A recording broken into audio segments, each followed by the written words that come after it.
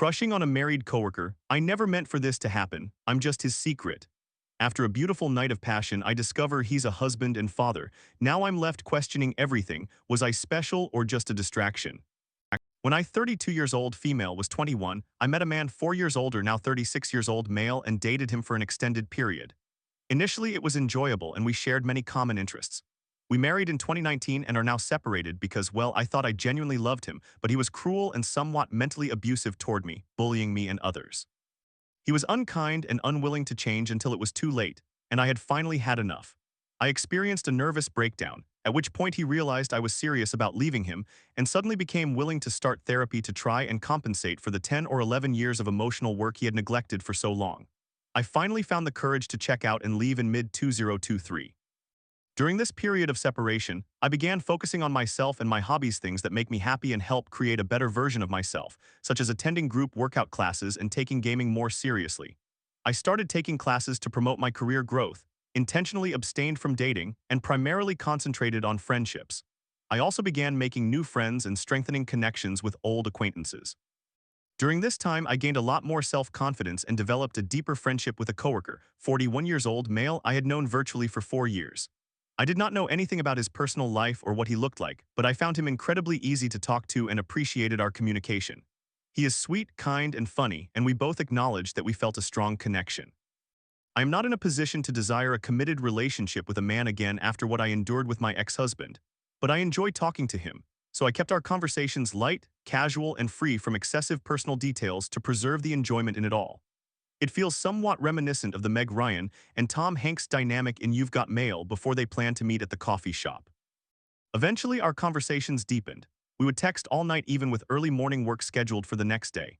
We shared difficult situations with each other and bonded over having lost both parents at a young age.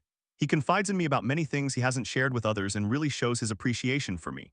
We have a challenging job and have gone through a lot together over the past 4 years, which has allowed us to build substantial trust and respect in the workplace. It felt like such a deep and rare connection. I have never clicked with anyone as well as I have with him. I began writing poetry and journal entries about him, expressing how much I care for him and how I want to share my life with him. He often speaks highly of me and is consistently positive and sweet. At that point, he never appeared to have any romantic or sexual intentions. We would flirt occasionally over the phone, but since our line of work is mostly extroverted, that did not surprise me. I do not drink much but attended a Halloween party last year and was a little tipsy. I joked with him about wanting to show him my Halloween costume and ended up sending him a selfie, the first time he had ever seen what I looked like. He said he was shocked by my attractiveness and sent me a photo of himself in return. I found him attractive as well, and we both remarked that we did not look how we had each expected. This initiated a trend of exchanging selfies about what we were doing here and there, bored at the doctor's office, bored at work, baked a cake, hung out at the beach, all innocent activities. Eventually, we became much more comfortable with each other and some flirting began. He complimented my appearance, said he appreciated my work, and speculated about how tall I am. I found myself wondering about him frequently and began to care deeply for him. He asked if I got home safely from late nights, called me during my vacation to keep me company during long stretches of travel, and concocted excuses to talk to me about work tasks that really did not require follow-ups. It was all very enjoyable and organic, and I appreciated how it felt to communicate with him. I still do. We work in different states but for the same company within the same time zone. I hoped we would get a chance to meet at a company event or mixer someday, and he often expressed the same desire. I think we both believed that meeting would help to moderate some of the limerence by seeing each other in person if we ever got the opportunity. I really needed that chance to quell my crush because I found myself in a relentless cycle of thoughts about him. Every day, all day, for months, we talked and talked about everything and nothing, asked questions, shared great laughs, cried, and confessed feelings. Sure enough, the opportunity to meet arose in February. I informed him I would be attending a week-long company event, and he altered his plans to attend just to see me. He mentioned he was excited about seeing me there. Then, strangely, he disappeared for over a week, not texting me. I was somewhat surprised, given that he had been texting me constantly for the previous several months. I waited a few days to see if he would reach out, but he did not. I decided to break the ice again, not generally feeling self-conscious about initiating texts, by joking that he was avoiding me because I did not ask him to be my Valentine. He replied that he was not avoiding me, but his response was somewhat peculiar and distant, making me question if that was the complete truth.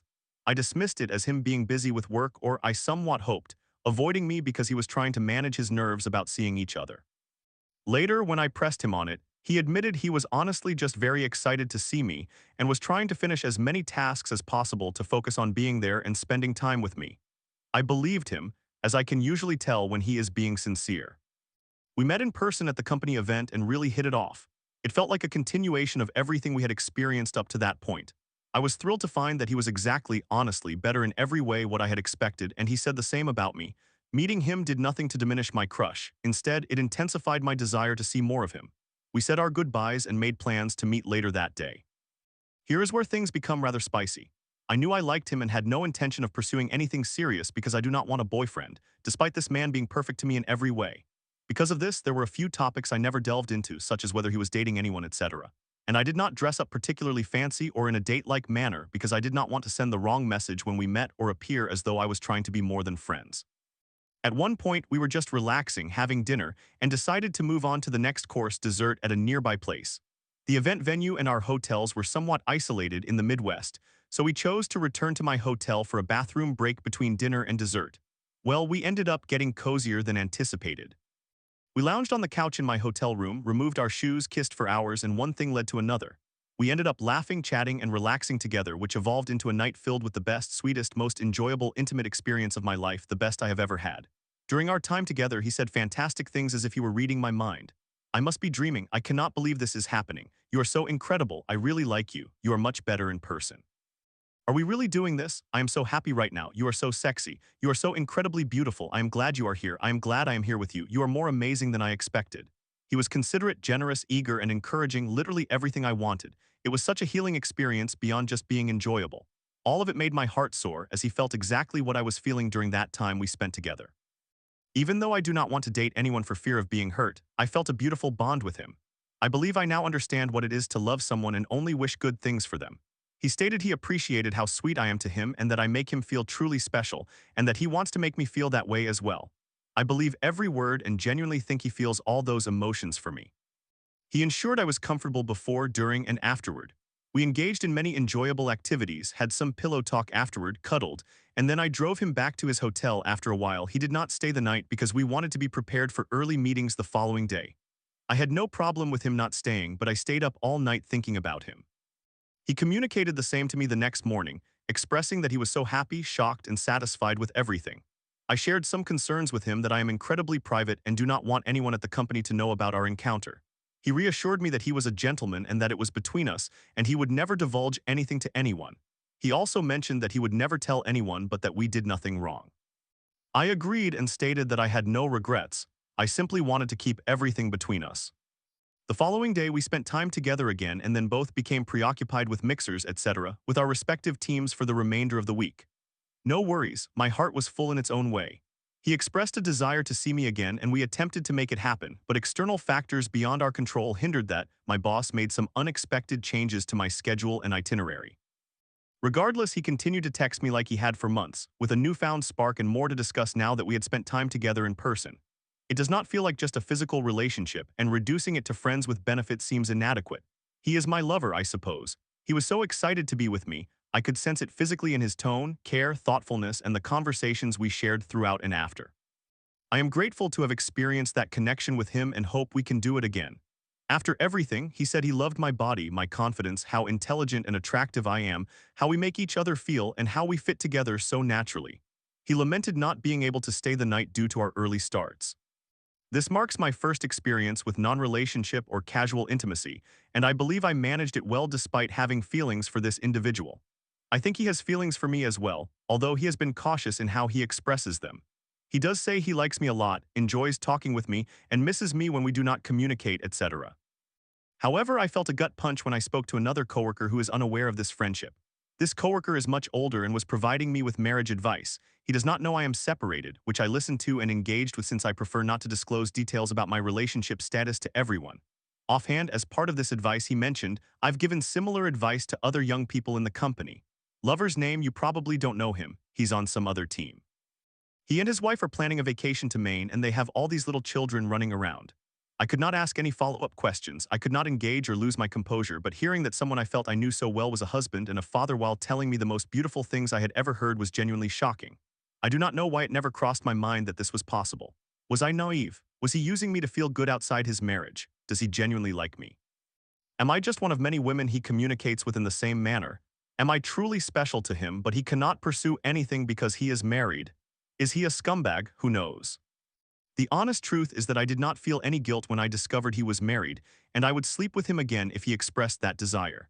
I do not regret getting to know him or having an incredible intimate experience with him. In any other situation or with any other person, I think I would have felt regret and immense guilt. However, I do not feel that way with him at all.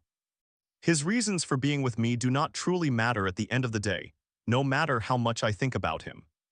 What truly weighs on me is the realization that even if any of the feelings or thoughts he had about me were legitimate for him, we could never truly be together openly without sneaking around or lying or causing pain to someone multiple people. In fact, I could not have him in the ways I would desire. I have consistently stated that I do not want a relationship, but I was willing to bend my definitions for him. I was shocked, but I mostly wondered if at the end of it all I am just alone in a boat, that these feelings and this love are unreturned, that I was merely swept off my feet by someone wanting to charm me physically. But honestly, if he feels nothing for me, I have no concept of what real connection, love, attraction, or friendship is. Everything seems twisted, but I know that I have feelings for someone, and his feelings are somewhat unclear to me at this point. It is a mysterious, heartbreaking, gut-wrenching, and confusing feeling, heavy and almost surreal. My one delusion is that I cannot disclose to anyone real. Thank you for reading. Story 2. After 7 years of love, I found myself losing to Shane, her older colleague. I want a child with him, she said, and that was my breaking point. At 31, I finally chose myself, breaking free from the pain of betrayal. Now I'm ready to put my needs first, no more waiting. Summary. I 31 male was in a 7-year relationship with Harriet, 29 female. Last October, I discovered that she had begun an emotional and sexual affair with an older colleague, Shane, 60 male.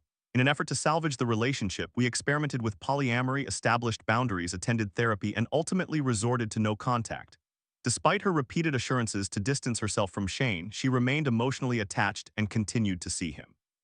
After months of pain, betrayal, and emotional distress, I finally decided to leave when she revealed that she still desired to have a child with him.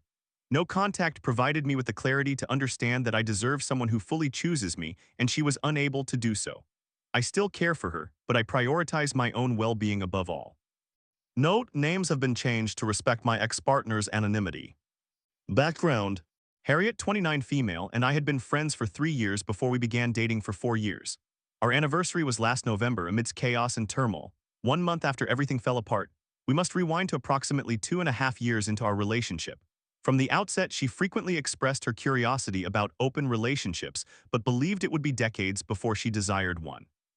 I admitted that I had not considered them much, but felt we would address that situation when the time came. Harriet started a new job in Hyde Park where her boss was a man named Shane, 60 male. Shane acted like a father figure to Harriet.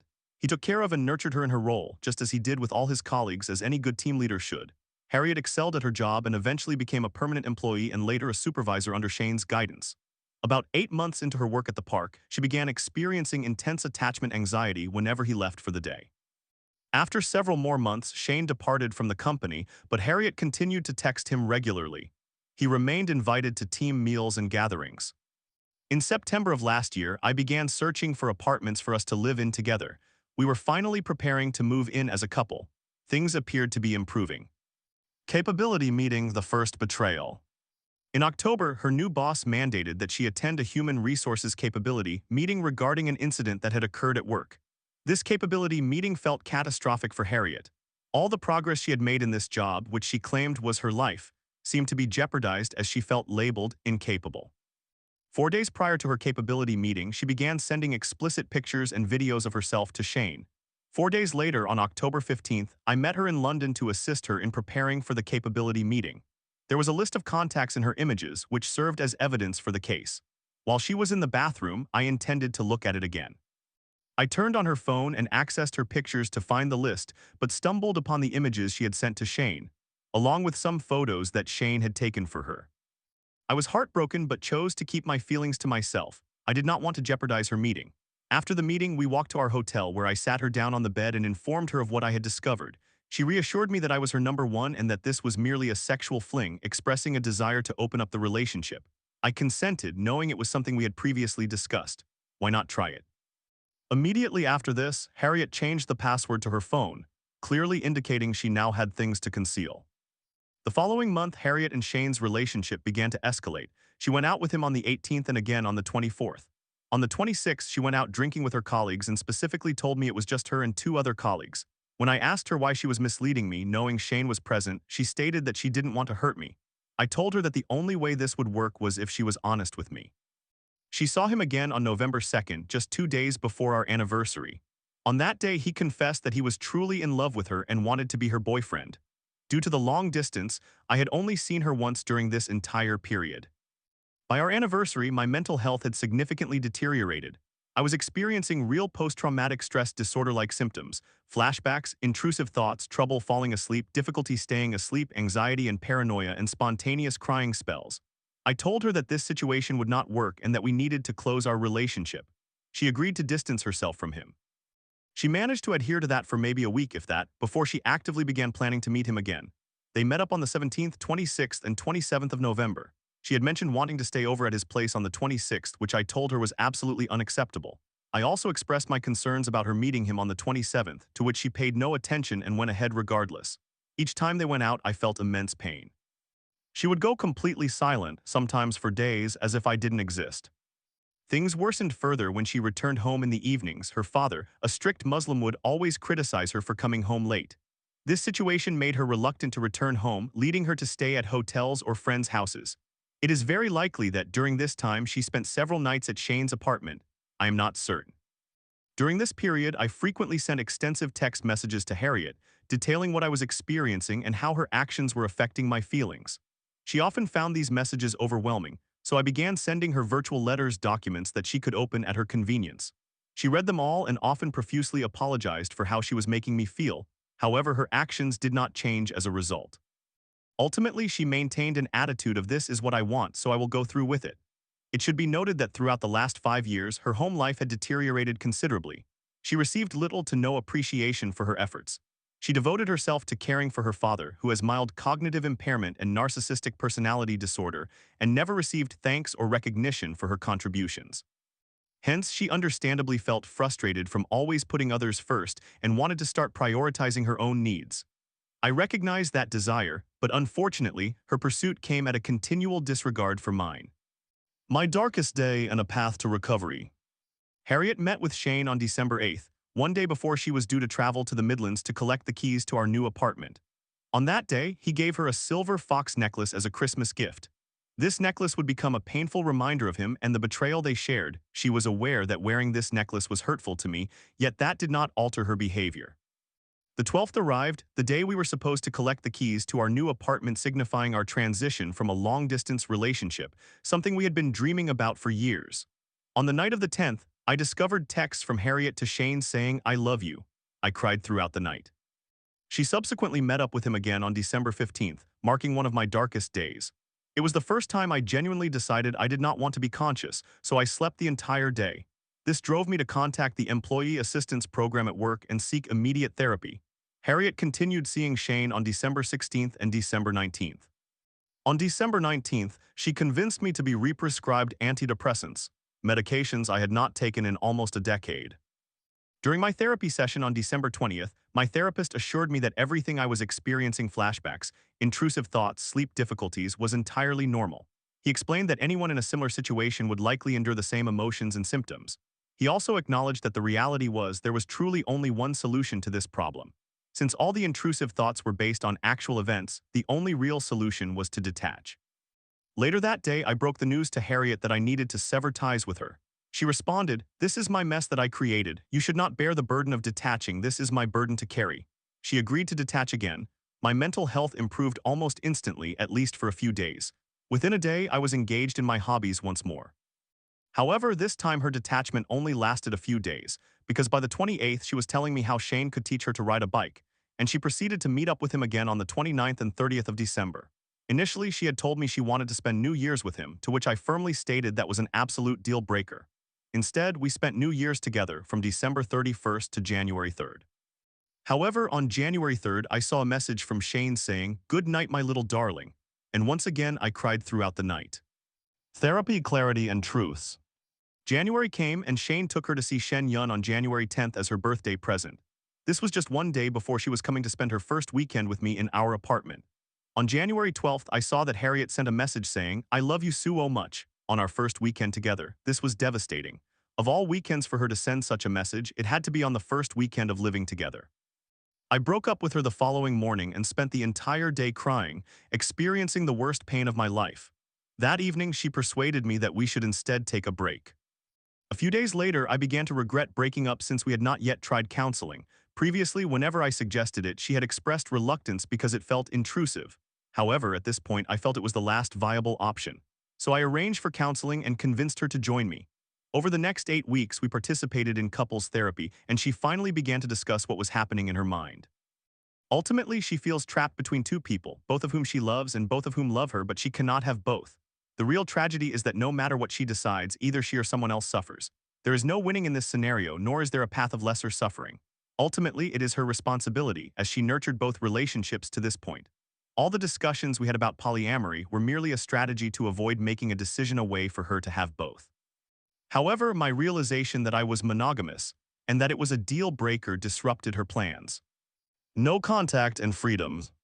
She mentioned that when she was with me, she wanted to choose me, but when she was with Shane, she wanted to choose him. Our couples therapist affirmed that this was entirely logical. The more intimate you become with individuals, the more you desire to be around them. The therapist suggested that she go no contact with both of us and see where she stood afterwards. Who did she miss the most? Who could she not live without? We both agreed to initiate no contact on March 13th until approximately March 31st. She broke no contact on the 20th, indicating that the no contact period had done nothing to help her achieve clarity. She admitted to still feeling torn, and even worse, that she wanted to have a child with Shane, to have a piece of him forever. My response was as follows. I appreciate your honesty. To be brutally frank, from my perspective, no contact has provided me the clarity necessary to uphold my boundaries firmly, and if you cannot provide what I need, I am prepared to accept it, and I will be okay if we end this. I need a partner who fully chooses me. Your message suggests that you cannot decisively choose me, even when faced with the actual possibility of losing me. That is acceptable, but it means I must let you go. I feel a sense of relief. For the first time in months, I can breathe without preparing for a negative outcome.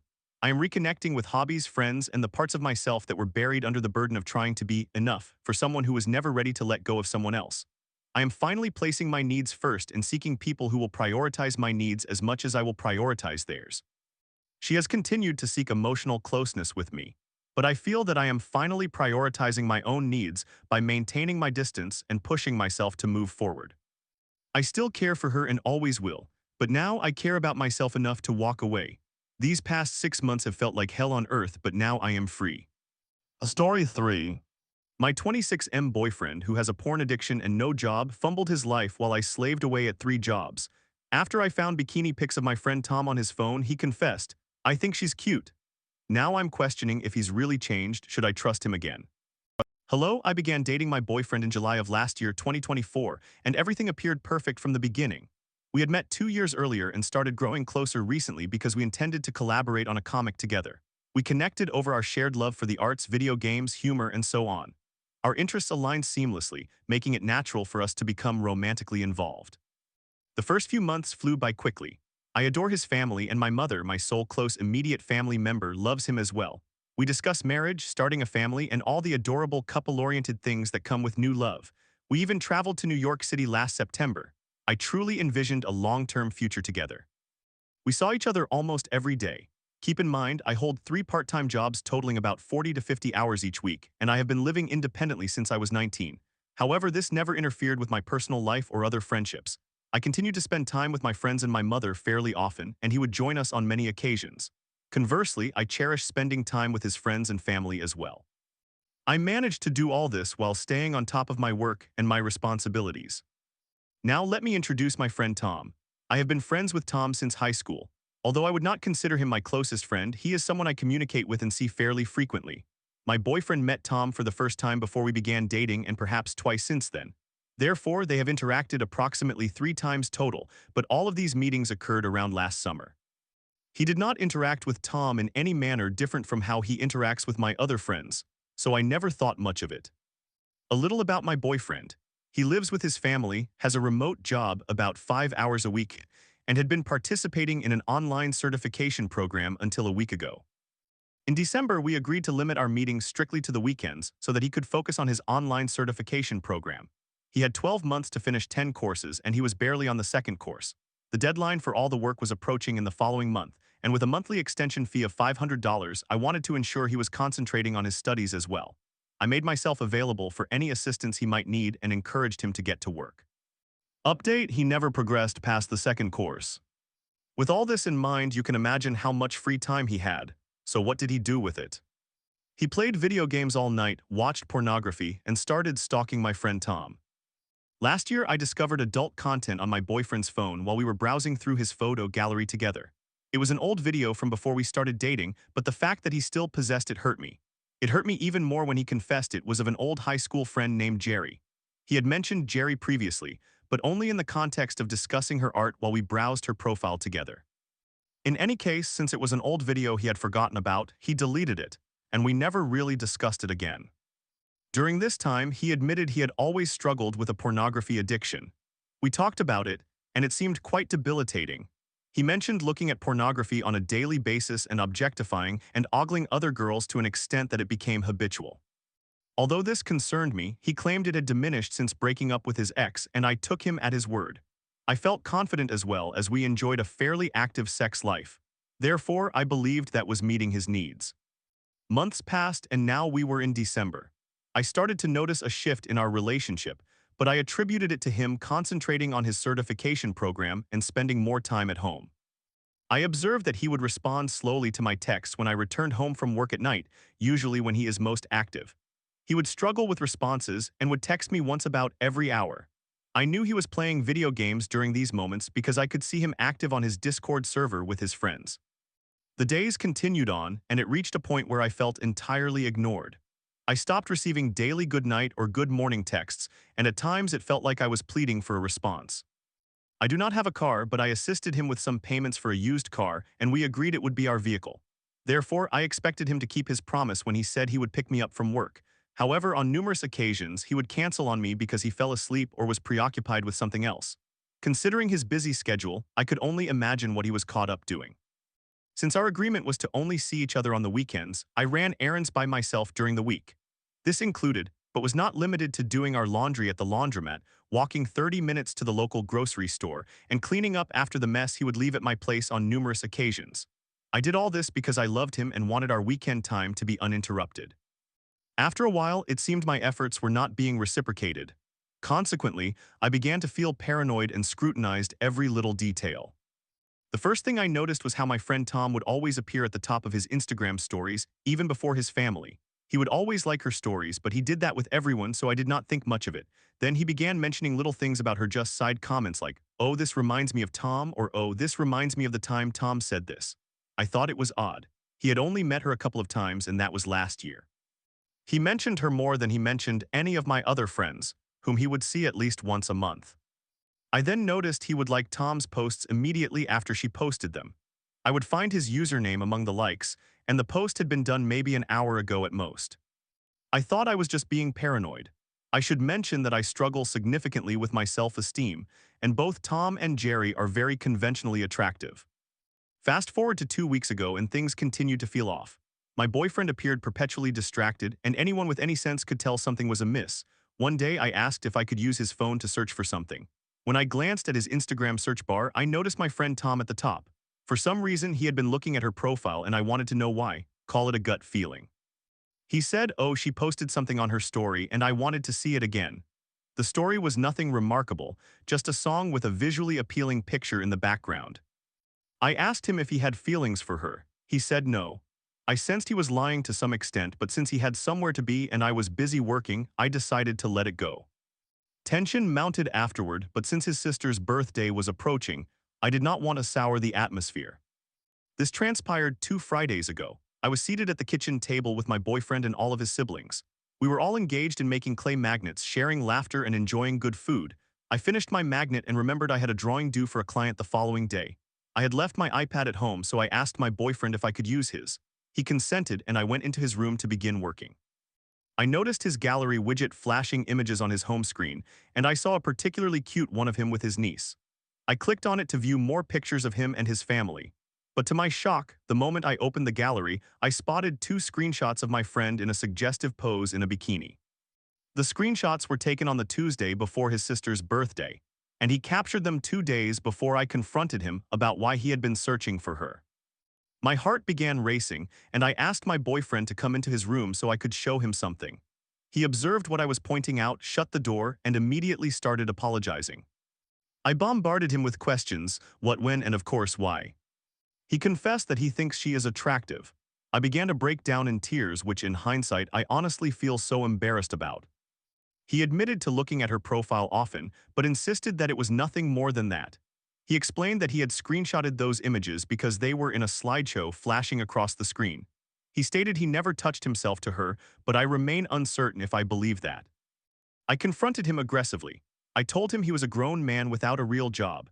I asserted that his mind was so consumed with pornography and video games that he could not even muster the energy to complete simple math problems for an online class.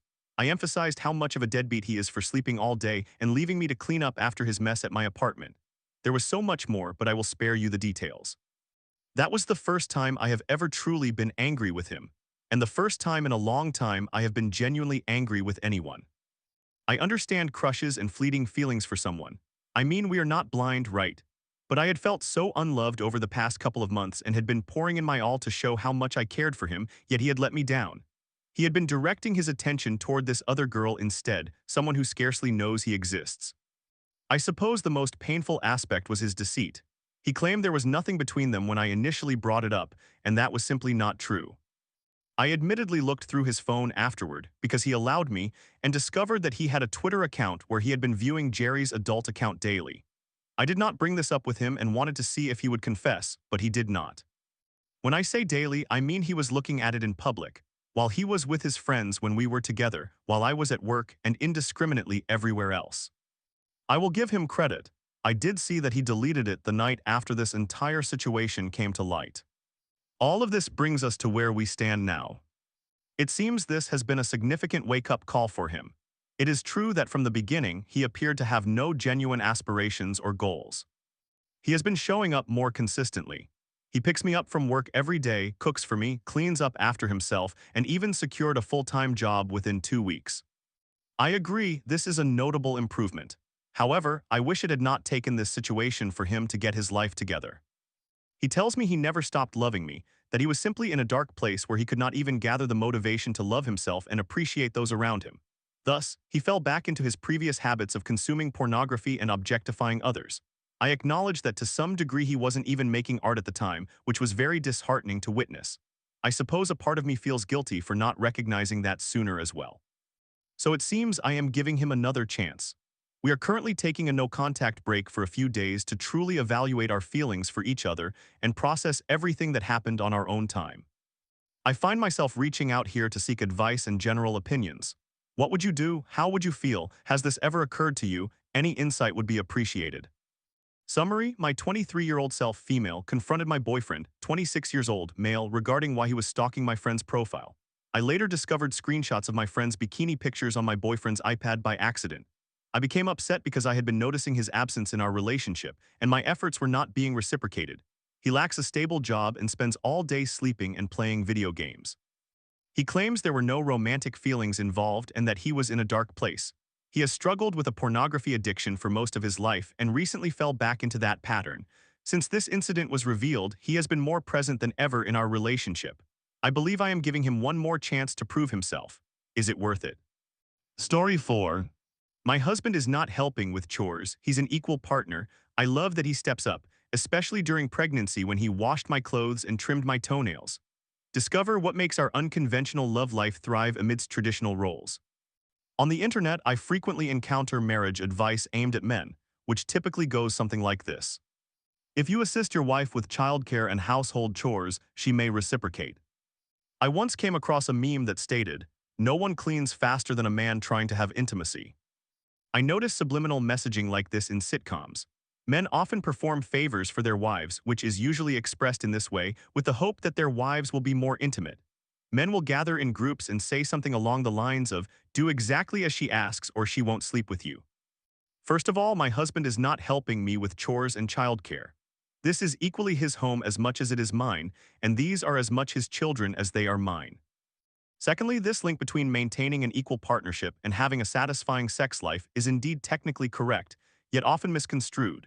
Research indicates that couples who share domestic responsibilities tend to enjoy a more fulfilling sex life.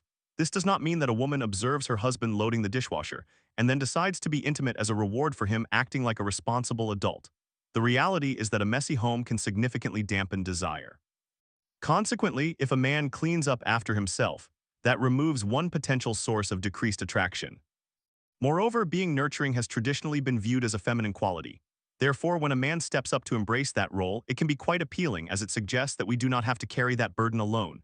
Consider this. In my experience, many, if not most, heterosexual men are attracted to tomboys. I identify as a tomboy. My husband has admitted that this is part of the reason, though certainly not the only reason, he finds me attractive. Gentlemen, reflect on how attracted you feel when a woman, especially one whom you find appealing, shares a risque joke, laughs at one of your inappropriate jokes, wears masculine attire such as jeans, sweatpants, and t-shirts, or has a hearty appetite particularly for foods like steak, cheeseburgers, hot dogs, fried chicken, lasagna, and pizza. Since these behaviors are commonly associated with men, you as a man are likely to feel aroused when a woman exhibits these traits. I dislike the outdated gender role that expects men to be the primary financial providers. In particular, I strongly oppose the notion that men should always pay for dates. While my husband and I were dating, I insisted on splitting the bill. To say he appreciated that would be an understatement. Women who work, earn their own money, and support themselves tend to possess greater confidence and assertiveness. My husband is fond of my confidence and assertiveness. I typically dress in masculine clothing more often than not. Since becoming a mother, I have a valid reason to wear sweatpants all the time. This is advantageous for my husband as I am more likely to cuddle while in comfortable clothing. I have little interest in wearing makeup. I got married to avoid wearing makeup again. If we attend a formal event, I am open to wearing a dress. If the dress I wore the last time I attended a formal event still fits, I will use that one. If I have gained or lost weight and that dress no longer fits, I will go shopping. I could not care less if the dress matches my shoes. My only concern is that the dress is affordable and fits correctly. If the first dress I try on is suitable, the only reason I would not buy it is if I find another one that is less expensive. Occasionally, I purchase the first dress I try on without checking for cheaper options, just to expedite the shopping experience. My husband appreciates this because I prepare quickly. I have a big appetite and would not hesitate to order something indulgent like pizza. This is positive for my husband. When we order food, I will not pretend that I am not hungry just to eat half of his fries. Instead, I will order a large portion of fries for myself and encourage my husband to do the same. If I eat so much that my stomach starts to protrude, my husband finds it attractive, as it reminds him of my appearance during pregnancy. My husband has a great sense of humor. Many of his favorite jokes are risque. Since we have children, we need to be cautious about our language around them. However, once the children are asleep, my husband and I engage in playful banter that would surprise you. Single women, if you are interested in meeting a man, consider pursuing a traditionally masculine hobby. My husband and I enjoy various at-home hobbies, such as video games. We have an Xbox in the bedroom, archery with a bow and arrow and targets in our garage, cornhole with bags and boards stored in the garage, and darts. We have a dartboard in the basement. We become competitive while playing these games. When our children are older, we will share these hobbies with them. Men appreciate a woman who is driven and competitive, as it motivates them to become their best selves. Women experience a similar attraction when a man is good with children, cares for us when we are unwell, expresses vulnerability by sharing his feelings, and offers support during times of sadness or stress. Personally, I find cuddling after intimacy even more satisfying than the intimacy itself, which is significant considering how incredible the intimacy is. When my husband acknowledges that he feels the same way, I find that utterly endearing. With 2 children both under 6 years old, our time and energy for intimacy are limited. However, it is not particularly challenging to find time to cuddle. I often sit on his lap. My husband is a genuinely sweet and sensitive individual. Sometimes I become emotional to an irrational extent. Instead of telling me how irrational I am being, he listens patiently as I vent, often asking me questions about what is going on and how I feel. Many times, I come to understand on my own that I am overreacting. When my husband is feeling stressed, I reciprocate by giving him a big hug with my arms around his shoulders, pressing my chest against him. He lifts me up so I can straddle him. I used to have to remind him to lift me. Now he knows to do it automatically without being asked. The aim of our discussions is not to solve the problem. If we could do that, we would simply do it. Instead, we talk about our feelings because we recognize that the situation is difficult and beyond our control, so we sit down, vent, and enjoy some cuddling in the process. When I am feeling vulnerable and my husband takes care of me, it often ignites my desire. During my pregnancy, my husband washed my clothes, trimmed my toenails, and put my shoes on for me because I found it too difficult to bend over. He even shaved my legs, which required him to join me in the shower. I loved being naked with my husband in the shower. It is advised not to scratch your belly while pregnant, so my husband would apply lotion on my stomach. None of my shirts could accommodate my growing belly, so I would borrow shirts from him. If we needed to go somewhere where wearing sweatpants was inappropriate, I would borrow a pair of his jeans. My feet were extremely swollen, and my husband would massage them and lend me his shoes.